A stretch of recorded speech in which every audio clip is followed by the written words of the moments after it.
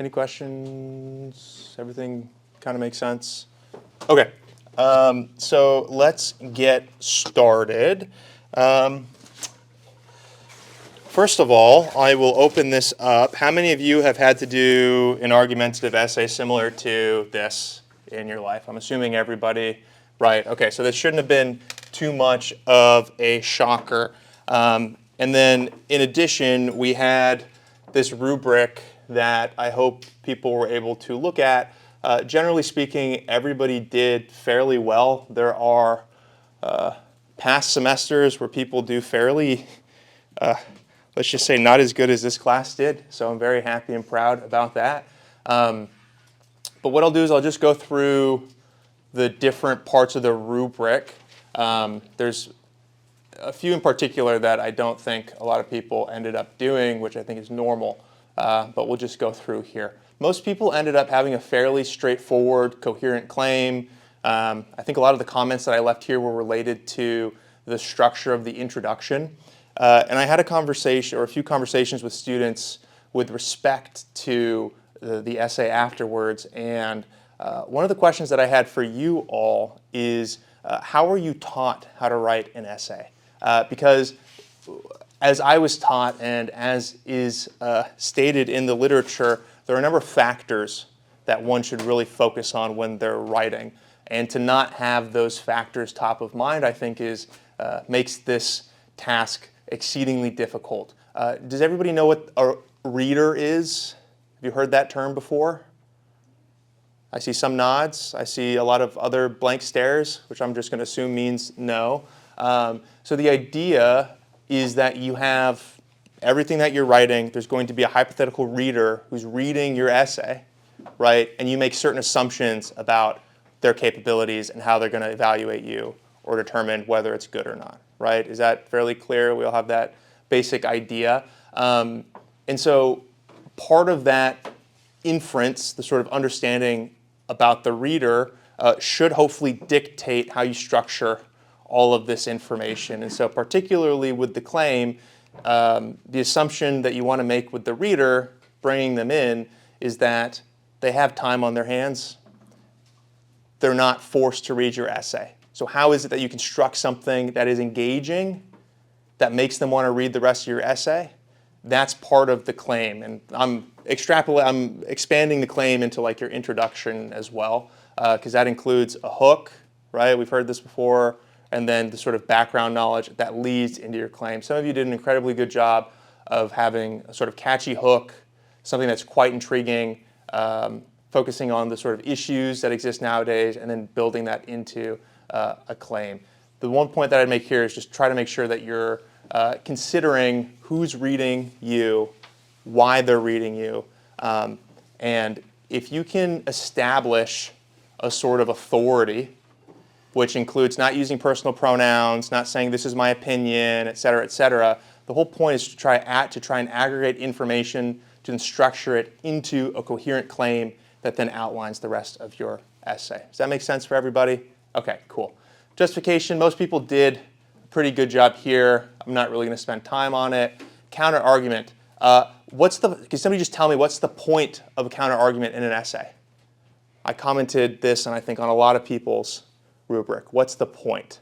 Yeah, Terrence. I guess to construct an argument that you then plan to deconstruct with your own reasoning. Okay, and why is that important? Somebody else. Cole.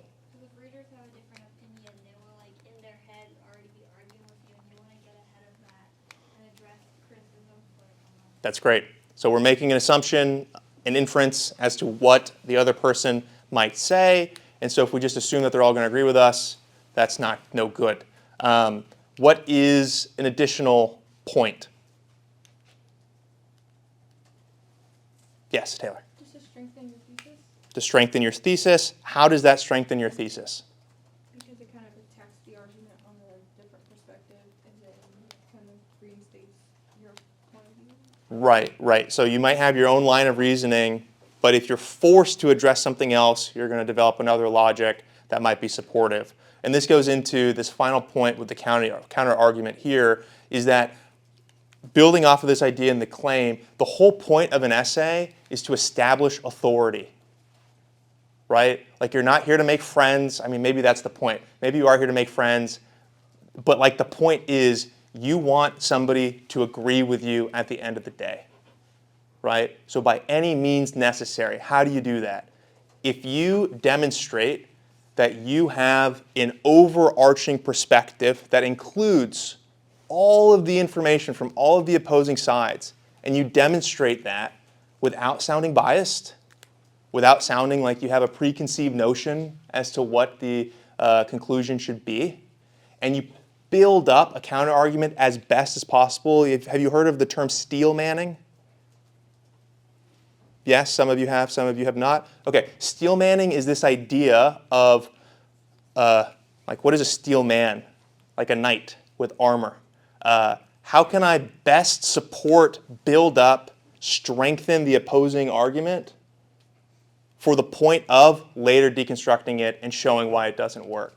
The point of that is to show that you're not biased and that you can actually reason through the opposing arguments.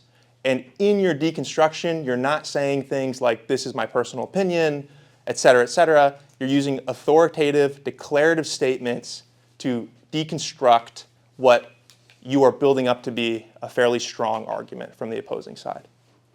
Okay, the other point about counterargument, a lot of people, and I'm kind of interested just to know how you all learned this, but there are a number of people who did not include a counterargument. I think you should always include that throughout your essay. There are a number of people who included it in each paragraph, which I think is the optimal solution, the optimal strategy. Why would I say that? Yeah, Haley. It's like each paragraph is like somewhat of a different idea, and you're kind of like adding counterarguments to each idea you have, and not just one. Right, exactly. And for anything that you say, there are going to be people that disagree with it. So going back to what Cole was saying earlier, if somebody, if the reader's reading this and thinks, well, actually I know some information to support, otherwise, if you can immediately address that, you're like locked in with the reader.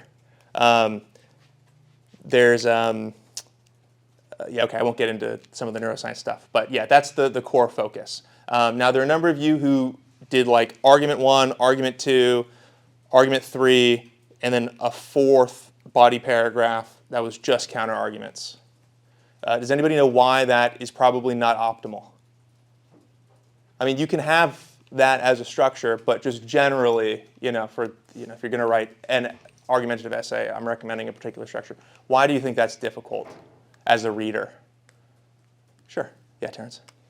I'd probably want to have the last word.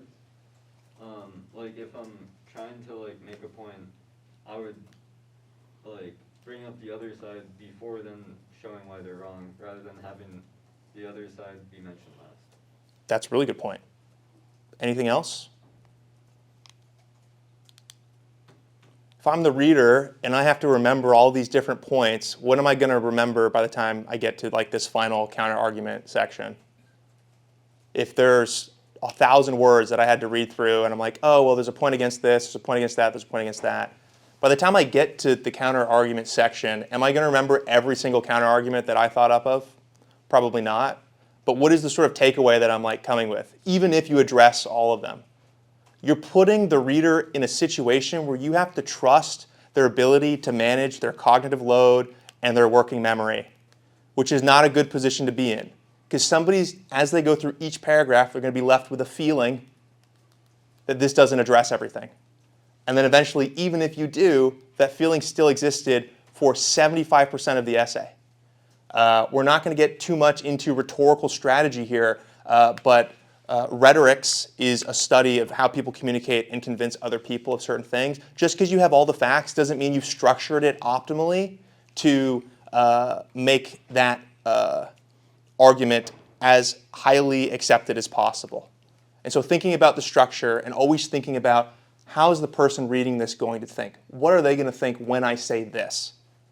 And sort of model your writing to have that sort of conversation. That's the ideal perspective here. Any questions on counter-argument? This, I think, is useful. I don't want you to look at this and think, oh, argumentative essays, that sucks. Your whole life is an argumentative essay. whether you're talking to a professor trying to convince them to let you take a final early or late, whether you are trying to convince your boss that what you've produced does address the problem at hand, whether you're in a relationship and something's going on, the way you structure information is incredibly important. So as we're going through this, I would try to think about how this would be useful. And in a counter argument, it's really nice. It's really nice when you're in an argument with someone and they take the time and they say, look, I understand exactly where you're coming from. I see this step and this step and this step. And you say whether it's reasonable or not. You can say something's reasonable and just say, I don't agree with it because here's additional information that you might not be considering. That's not, that's not a bad faith argument. You're engaging in it in good faith. Do we know what that word means, good faith, that phrase? Right? Okay. Any questions on this before we move on? Nada. Okay. Yeah, everybody did fairly well. I forgot I hadn't plugged it in. It's one of these days. Okay. Writing quality. Most people had great writing quality. If you wrote well, I commented you wrote well. If you wrote good, I said you wrote good. Nobody wrote bad, so I didn't have to write that. The one thing that I would say is I know we had an hour to write this class, so take my recommendations with a grain of salt. If you know that you can write better without being under duress, don't take that comment too seriously. Critical analysis. Nobody did this. Nobody ever does this. Did anybody read the comments and think like, oh, that kind of makes sense? Or were you like, this is BS? Yeah? I mean, in like a 1 hour essay, and when at least I think a lot of our sources are like peer-reviewed journal articles, I don't know if we should really be spending time for every source to be like, this person's an expert in human psychology. That's reasonable. Do we agree? This is BS. Why did I get marked down on this? I don't think it's BS. I'm just like trying to think of the mechanisms of like how do you like establish authority, like Sure. in that critical analysis, but also like I guess you kind of like establish like what is the difference between establishing authority and critical analysis? I guess because I guess stating that that your source is X Y Z and that person is either like whatever in the field or it's like a publication that like anecdotally like most people would recognize as reputable. What is the difference between doing that and critical analysis? Like, is it more explicit? I guess I just like would want to see an example of effective. When you're saying authority, you're not talking about your authority, you're talking about the source's authority. Correct. Okay. So the function is to critically analyze, to determine or evaluate authority. Yeah, I just want to see like an example of like how to do that because I don't think we've ever like. Right. Okay. I will after Claire. Yeah, and then we'll go Haley. Yeah. Like, did you want something like name a psychologist In a positive phrase? Writes blah blah blah blah blah. Yeah, that's essentially the idea. And a positive phrase is like you have a noun and then you have like an additional descriptor, either like in parentheses or like in M dashes or like in. You guys know what I'm talking about? You guys know what an M dash is? Yeah, you guys use chat. You know what an M dash is. So it would be like, what do we want to talk about, people? Okay, let's talk about. You guys know who Leo Tolstoy is? Sick. Leo Tolstoy, author of, let's say, like Anna Karenina. What else did he write? The Death of Ivan Ilyich. Whatever. He wrote whatever, XYZ, recommends these habits for developing writers. Right? Blah, blah, blah, blah, blah. If you didn't have this phrase, does this sentence feel as strong? Maybe it doesn't feel as strong with it because you don't know Anna Karenina and these other novels. But like the idea is just stating that there is some, either through some acts or some recognition, this person is to be trusted on whatever the following claim is. Like the reason that I bring this up, and I'll get to you, Terrence, is I remember in sophomore year of high school, we were tasked on writing something about civil rights movement. And people just looked up resources on MLK, and they just said, like, one of the websites was like something for liberty or whatever. It ended up being a neo-Nazi website, but you didn't see that in the URL. You didn't see that when you Googled on the front page or whatever. And so, like, I noticed that a lot of people in their articles here strictly just citing the name of the website or the article and picking out quotes, because I can see the quotes that are in the summary sheet too. So it's like, is it kind of annoying to do this all the time? Yes. Do I think you need to do this all the time? No. The point of like including it, again, it's an evidence point for the reader. So if you're showing them, hey, throughout this essay, I'm additionally doing some of this analysis or providing additional information about the author to help qualify what they're saying, the impact or the import that they have, that shows them that you're sort of going through this evaluative process, or hopefully you're creating the idea that you're doing it as well. So does that make sense, right? Like, we can't just be trusting all the things that we're researching on a web page. And the question about peer-reviewed articles, there are all sorts of peer-reviewed articles. Psychology has one of the worst replication crises in the history of science, and it's happening right now. Why? Because people don't report all their data. People have different theoretical ideas. So it's like, to have in a positive phrase like this, to have a phrase that's descriptive of the author or establishes credibility, is not just saying Leo Tolstoy, an author, or Patricia Alexander, an educational psychologist. If we're talking about relational reasoning, right, you want to demonstrate Patricia Alexander, who has won the Thorndike Award for XYZ for her work in relational reasoning. That shows that there was a panel of experts who decided that she knew what she was doing based on the work that she had done. Does that make sense?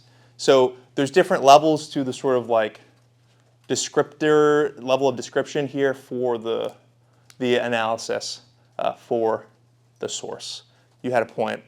Yeah, I mean, I think you addressed it, but I feel like for someone Nice. like Tolstoy or like some of my sources were Yale or like a group out of Yale Sure. or the U.S. Bureau of Labor Statistics. I think You trust the U.S. Bureau of Labor Statistics? Generally. Okay. But do you not? So this goes into this general question of like appeals to authority. Does everybody know what that means? You make an argument, instead of describing why it's right or not, you appeal to the authority of the person making the argument, right? So let's say that there's a question about inflation, and we're comparing inflation from the 1970s to now. The U.S. Bureau of Labor Statistics, who manages, right, that could be your descriptor, inflation reports coming out of the Fed or whatever. The economists in the room are like, that's not right. Have stated this. And then you say the same thing in 2023, the U.S. Bureau or whatever. Therefore, we should conclude, and they said that we don't have an inflation problem. Therefore, my conclusion is we don't have an inflation problem. Okay. As an educated reader, I know that the basket of goods, which means the items that are used to calculate inflation, have changed, and they don't include housing anymore.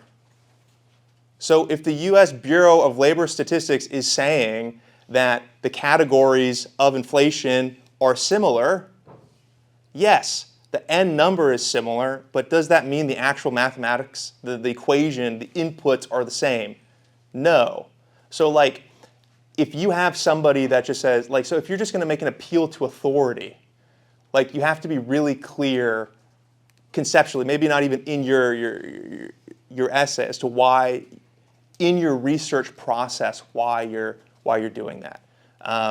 Because like, you could get Joe Schmo with an undergrad degree in econ that says the Bureau of Labor Statistics is wrong, right? And it's like, well, why? Why should I listen to anybody? Like, that's what the point of like doing that analysis is, to say, well, this person's making this point because of this reason. And this person, represents X, Y, Z. So maybe there's like a conflict of interest going on or whatever. Does that make sense? Yes, and then yes. Do you do this in your own writing? Uh, You did last weekend that I submitted? that you gave us to read. Off the top of my head, I can't recall. I can't recall if I do that, but almost all of academic writing is like establishing a sort of pathway to getting somewhere. So like if you're going to talk about like motivational constructs, like you talk about Flowers and Hayes and like where that came from and like how different sorts of measures have persisted over time. So yes, I'm pretty sure I do that. But you would all know better than I do because you have just read it. Yes? So we're gonna have to like write the essay on the learning demonstration. Yeah. Are we gonna be finding the sources again like before? No. Okay, so, You're going to have all your sources in your journal. oh, okay, so that's what we're referencing. So all of the amazing work that you've seen and we've covered in this class will be your sources, and you should be well prepared to answer the question. Yes. Oh, yeah, sorry. Sorry, when we're talking about like the, what's it called? When we're talking like the credibility, like so do we still have to discuss the credibility of these sources? Like if we've already used them in class, like, is that still necessary? This will be the same rubric for the final, which is why we're going over it. So yeah, so I mean, like I'm saying, I'm not an unreasonable person, I don't think. Somebody probably wrote that in their course experiences. He says he's unreasonable, but he is unreasonable. Or he's not unreasonable, but he is. So like, what I'm saying here is like, if you can convince me that you are engaged in critical analysis, like if you do it once or twice, that's good. If you're introducing a source, like explain why they're the expert. But also know that like just saying a psychologist, a distinguished professor, my professor, that's not going to cut. Like, what is the reason, right? Does that mean we need to be hyping you up? No, well, you don't have to cite me. But if we're citing like lectures. Well, the lecture, I'm not the progenitor of all the information that comes from these lectures. Your paper though, I mean, citing. I mean, wait, yeah. So to answer the question about lectures, like, I don't want you to, for every single source, be like qualify every source. That just is so laborious and frustrating. I just want you to do it a couple times, just so I know that you can do it. But also, like in lecture, we've gone over papers and theories, and we've used them. Like even like thinking about IQ, like what would you use to qualify a discussion about IQ? Like, right? Like somebody's making a claim, like let's say there's a passage in this final, for the essay in the final, and it says something like, IQ is this, right? You wouldn't qualify the information in lecture by saying, Mr. Fusnig told me that this is how we should be looking at it. No, you would qualify whatever your rebuttal to that would be. You would qualify it by saying, this argument that IQ is not, that was not founded in whatever, is demonstrated by, and then you would like maybe cite the researchers who developed it and their motivation or whatever, right? Yes? So then should we do like prior research on people who like wrote or like the readings that we've had together so we know some background information? When in doubt, just assume Alexander. No, I wouldn't. No, that's not going to be necessary. But like, let me think about this. The consternation's not about critical analysis writ large. It's just about for the final, right? There's nobody here that's like, this thing is not, I disagree with this, right? I mean, you have a right to. I'm just not going to agree with you, right? Okay. No, I wouldn't do any additional information. But like I guess I'm having trouble understanding this because in every paper, there's like, maybe except the Dewey one, there's information in the article that qualifies whatever conclusion or theory is being stated, right? So like every paper has like this background section or prior literature section that gives you this progression of the development of the theory and information. So like if you just like threw the article in ChatGPT and got the bullet points that you copied down, like yeah, you're probably not going to be in good shape. But if you have like some recollection or some like sense of like where the theory was, or you paid some attention to that, or like you had some understanding of the works and how it developed, then I think you should be fine. Like I'm not asking for craziness.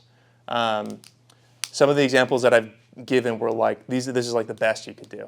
I'm not expecting the best in a final, right? So having a phrase like that is good enough, you know. But like, I'm not going to be unreasonable, you know. Haley, you had a question. No, I was gonna say that I think like maybe if we had the rubric before we did it, like I didn't even look at like the names of anything. I just like pulled out like facts, which like maybe I should have done. But maybe if we had the rubric before, like I would have paid more attention to like the authors and everything. Right. I did reference the rubric in the announcements, so I think it's good that we're going over it here as well. Like everybody knows what's going on. The one thing that I will say is people that did have access to the rubric still did not do this. I think, you know, maybe you see a word or a phrase like critical analysis and you think like, oh, okay, I know what critically analyzing something means, but this is like in this particular respect. Okay, do we need to stay on this a little more, or are we good to move on? Yeah, okay. Synthesis, fairly straightforward, connecting information from different sources together into your larger narrative. A lot of people did exceedingly well here. And then cohesion, the idea of things flowing together. It was cohesive. Did anybody get any comments on this stuff that they didn't really understand, or should we be good to go? Good to go, good to go. Okay, yeah, so for the final you will have an essay. Questions about length and stuff. I don't think there was anybody who didn't do more than enough. If you wanted to write like a 4-paragraph essay, intro, 2 body paragraphs, and conclusion, as long as you hit the main points, you're good. If your final is reflective of what you did for this MSU, I think you're in good shape too. No need to do any more than what most of you have done, right? Like I don't need 1,500 words. Yeah, 1,000 words is a lot too, yeah. What is the structure of the final going to look like? Like, are we Yeah. going to have some short answer along with the essay? Yeah, so it'll be like a free response. So same structure. The same structure as the prior learning demonstrations. The only difference is that the final question will be an essay question. So you get like a brief passage from something that exists in the world. I'm not writing it myself. Like it's from an article somewhere, the New York Times, and it's about education. It's about college students. It's about learning. And so you'll have a little passage, and then you'll be asked to respond to that in an argumentative essay. Using our reading summaries. Yeah. So the idea is that like you've hopefully learned a lot in this class, or you've learned some useful bits of information that can help you address a real world challenge and problem. And again, it's not about the exact answers. It's just about applying that in a logically coherent manner. Yes, Taylor. And are we going to have an option to write it down again, or are you? Yeah. You guys want that? Some people want to write the essay. Yeah. Do you want the paper option? You want the paper option, right? Yeah. Okay. Then it will happen. But just head count. How many people want paper, or want the option? There won't be a table or anything this time. So just like. Okay, I'll make like 10. that's the solution. Okay, so if there are no questions here, what we'll do is we'll just kind of like go through just these basics. And I am kind of interested to know what your thoughts are about it, about multiple source use in general. So there's research on this, which is why we're doing this here. Some of your work might end up in some research as well. But we know that in this disparate information age, that this is being taught more and more. It wasn't always the case that we were synthesizing information in the way that we have to do now. So educational psychologists are interested in seeing how students identify information that's useful to a particular problem and how they apply that. Now, that is being changed by this new AI wave where students do not have to search as much. People don't have to search as much. And so the literature will evolve as that develops, but that is a whole different realm here. And so, like I was saying about the example from my high school with people quoting white nationalist literature unknowingly, the ability to discern judgment in your selection of sources is suspect, generally speaking. I just don't understand. How would you unknowingly like cite white nationalist sources? Like, what do they say? Like, were some parts like not obviously white nationalists? Like, when they were actually. Because we don't, unfortunately, we don't live in a world, a purely antinomous world of like black and white. Like you can have, like we're not going to get too much into this, but if you like actually look into like cults and like segregated communities like that, they have very strong rhetorical strategies that are unassuming, that can get people interested in the topic at hand without being overtly Like foot in the door. getting their foot in the door. And also, like you can have information that is not the explicit conclusion, but builds you into it.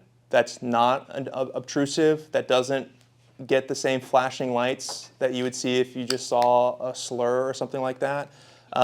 So it might just be a comment, like the topic was like MLK, and if I remember correctly, it like acknowledged some of the things that he did. He was a prominent American, he whatever, but the positives were not specific to the civil rights movement. Like you think prominent American, that's laudatory because you're applying your own perspective as to how you interpret that word. Prominent American, or even a racist isn't going to disagree with that, et cetera, et cetera. And then instead of talking about the actual achievements that he was a part of, they talked about his affair, right? And so it's like the selection of information also matters with respect to the narrative that you're crafting. And you have to remember that people have different perspectives.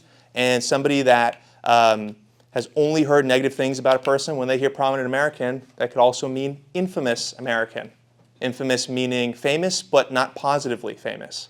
So it's like there's different rhetorical strategies that can like lead people down the rabbit hole. And that's why it's also so important to check your sources in real life.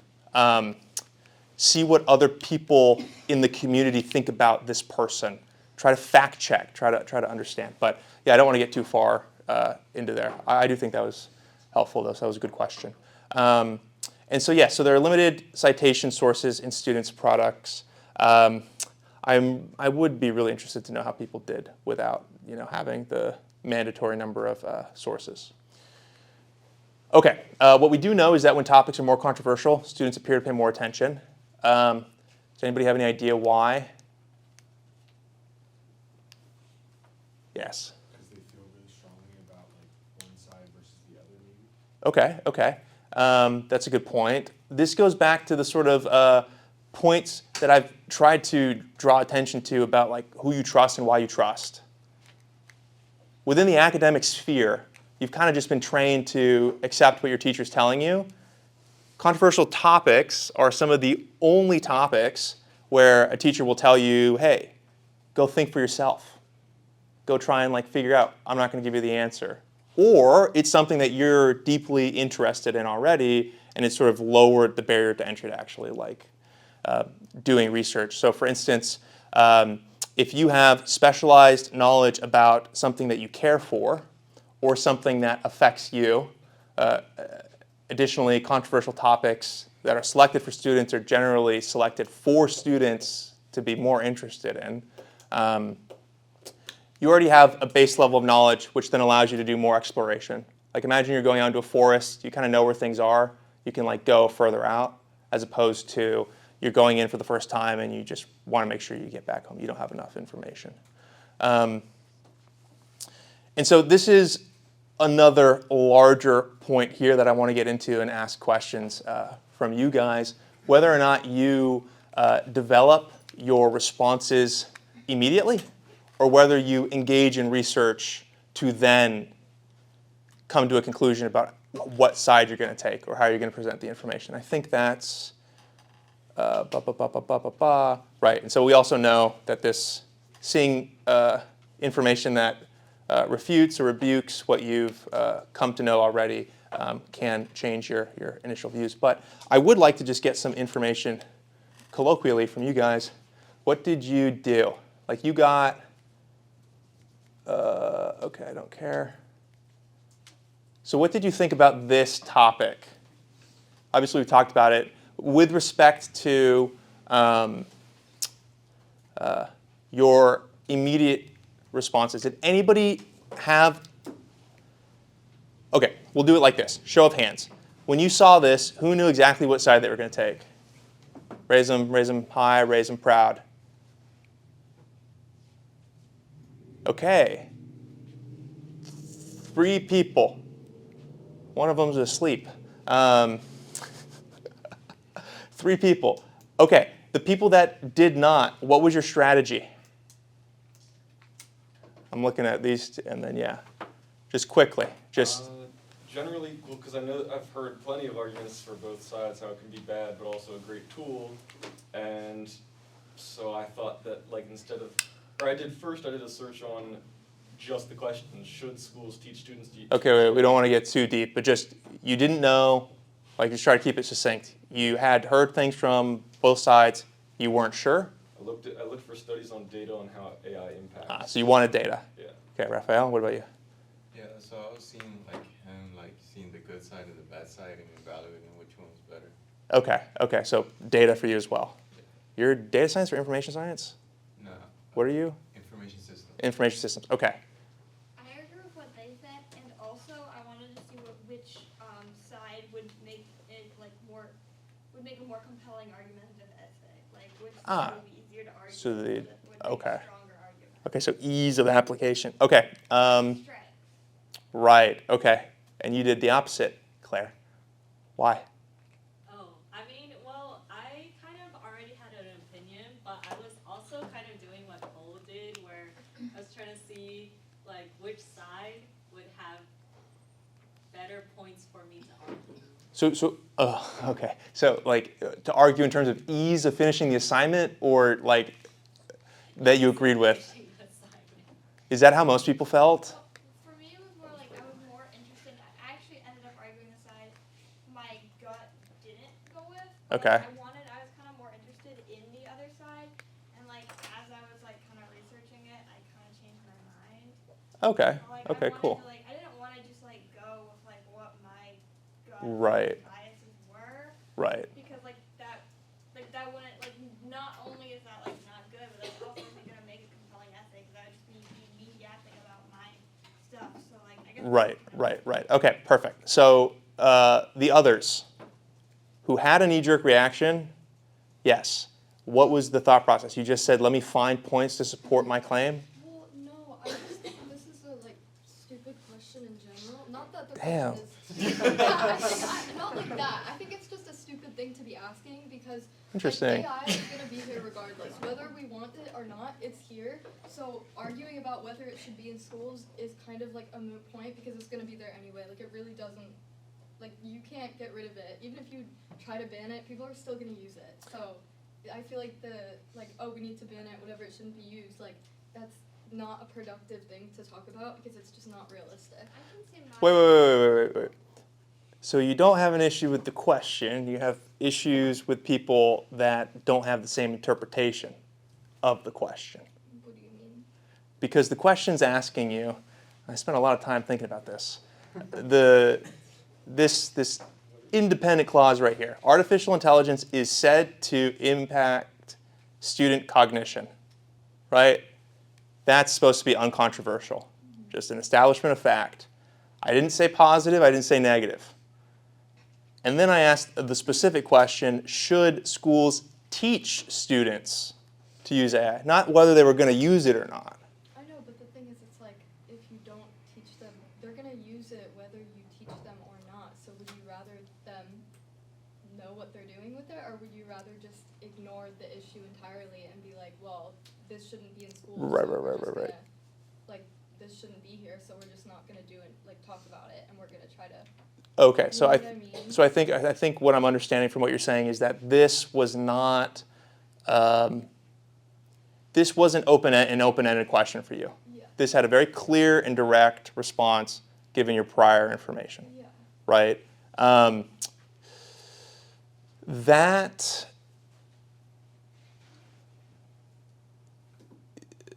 yeah, I mean, I find that to be reasonable, but given the proportion of responses and how people responded, not everybody responded in the same way. So, quickly? Yes. Sure. That's where I ended up based on my research too, but my initial gut instinct was that teaching it would create more AI use, which obviously it will. And then I was thinking about kind of the environmental impact and also sort of the data privacy side of it. Mm-hmm. Because ultimately some people won't use it. You had in your research, there are people that just don't use it very frequently at all. Right. Teaching it kind of requires that use. So when I was to what she was saying, there is an argument against it just if the focus is as little AI as possible. That would be the counter argument, at least from that. Well, Or a counter. the counter argument that I would say here is that, and we've even gone over a little bit of the research of the sort of, when we were talking about information management and knowledge building with your brain on ChatGPT in the beginning of the semester, people showed very little cognitive resource allocation to the task. Their brains were not as active. And I have this on the other set of slides that I'm going to show you guys here. The other point that I would make here as to why I still think this is a fairly controversial, well, if you guys are telling me this is not a controversial question, then I have to accept that because it's your interpretation. But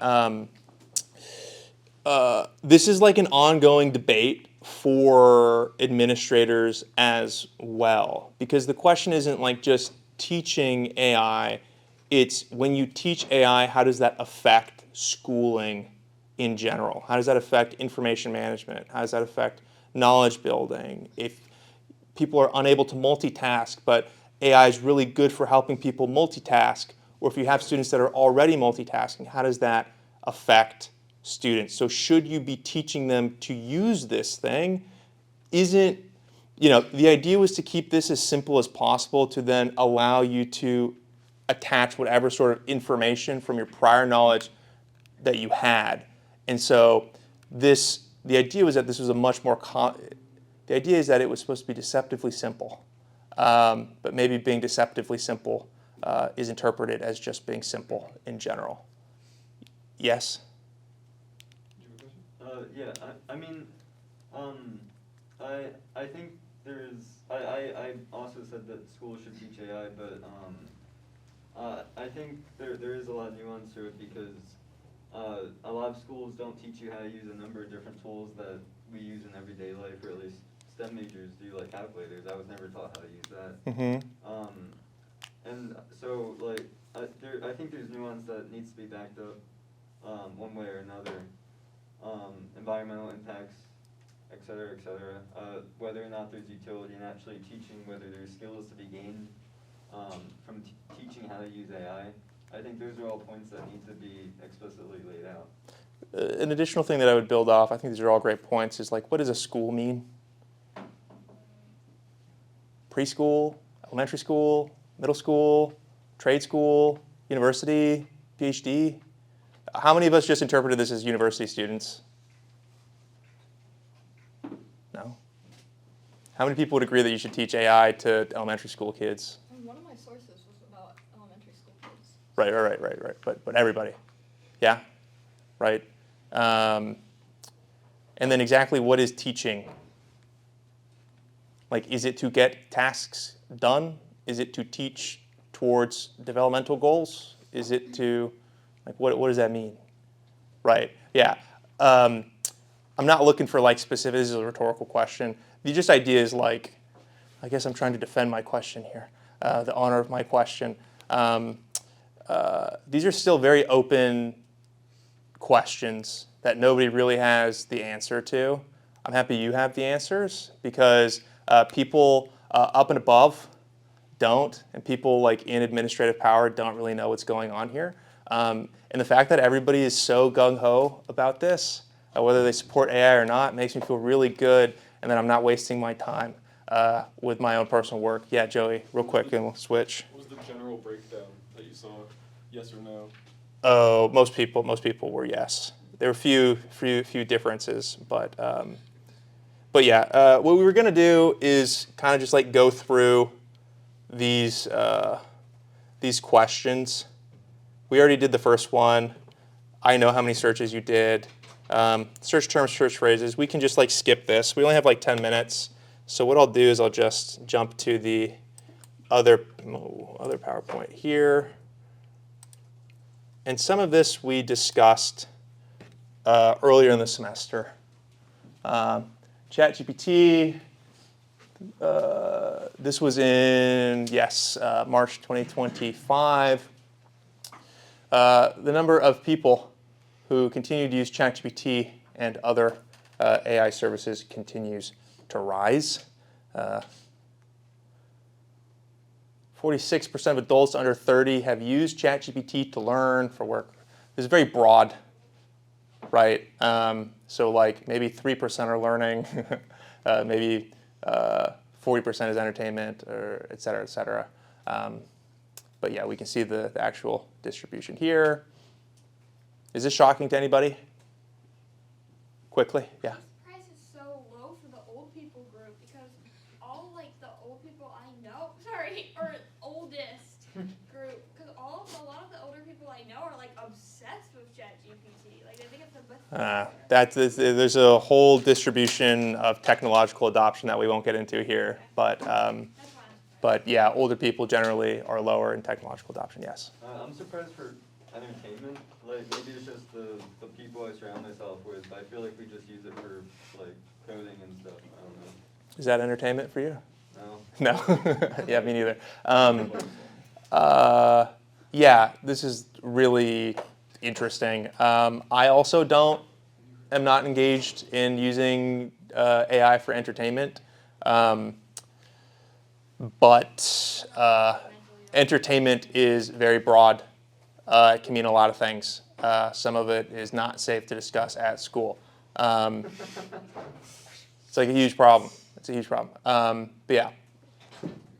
And so can anybody just sort of guess what this graph is showing? I think you know this. I think I talked to you about this. Does anybody know what this is showing? This tokens process. We talked about how AI produces tokens. Let's look at the dates here. What is this date? What does this look like? You're suffering, and then this is like summer, right?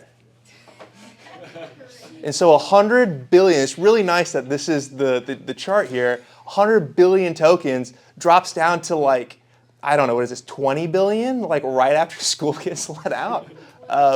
This is across all OpenAI's models. What does this tell you about AI usage? Who's using it? Students. For what? Learning. Do we really believe this? I don't believe this. I actually, like, Pew Research does a great job. I'm not going to qualify so much here, but I don't believe these statistics so much as I believe these statistics, because there's a question of like who needs to represent what information for what goal. OpenAI is trying to get as much business as possible. They're also trying to signal to different companies like why they're doing this, like what the usage rates are, so then they can strike deals with other people. So I would trust this information as being accurate. This is like self-report data. The issue with self-report data is that people have different inclinations and they may lie. There might be other people next to them when they're giving that information that they might not want to disclose to the other person. So you can never really get that information. I'm not saying that this is not useful. I'm not saying that it's not mostly accurate. I'm just saying maybe the standard deviation for some of these is like pretty high. Yeah. It could just be high intensity people as well, using it more. That could be very true. That could be very true. That could also be another factor. I will still stand by my my claim here that self-report is, and that's part of this is like a larger conversation about the replicability crisis in psychology. So sometimes it's just better to look at the numbers. And this kind of goes into, we don't have time, into this or whatever. If you've read the paper, you've read the paper. This is the ChatGPT, your brain on ChatGPT. I didn't assign this paper. It's like a 250 long paper. A lot of it you really don't need to know. The general idea here is that when you are just writing an essay with your brain and your imagination, there are higher number of brain activation patterns going on. So the idea is that you're actually thinking. When you're in this search condition and when you're using an LLM, you have a different amount of actual firing, neural firing, different levels of brain activity. And it's kind of hard to read with these photos here because I think what they ended up doing is they just averaged the strength of different connections. And so it looks like you have less activity in the search condition, but when you average it out in the paper, you actually have higher activity than in the LLM condition. This figure, it's nice and pretty, but it is kind of confusing. And then you should remember this from earlier in the semester. This is the percentage of participants who struggled to quote anything from their essays. Do you think that you would have this problem? Do you think you could quote something from your essay right now? Yeah? No? It's been a little while. I think they did this right afterwards. The point that I just want to leave us here with today is we're going to stop after these few slides here, and then we'll open up next class with some of that, some information from the paper that I shared with you guys. Yeah, the major concern here is this looks like a wrong graph here, but like nobody in the LLM condition could actually provide a quote. Somewhat similar for search and brain. And then the reported satisfaction with the written essay is pretty high. People who wrote by themselves are much more critical. There's lots of psychological challenges here, questions to address that make it challenging to understand why there's this difference. But the general idea that I want to leave you guys with before we move on for next class is this is here. ChatGPT is here. We do see different brain activation patterns. We're going to discuss a little bit about why we find some of these, why we might think some of this is valid, why we might think some of this is not valid with respect to the study that I did, where we ended up finding these different profiles of AI use. And we can also critique the hell out of this because there are also lots of critiques in the paper as well. But I just want you to be thinking about that. Unfortunately, we ran out of time, but we'll spend 15, 20 minutes next class, and then we'll do the review. If you have any questions, issues with the final, please let me know, and we will hopefully find a solution.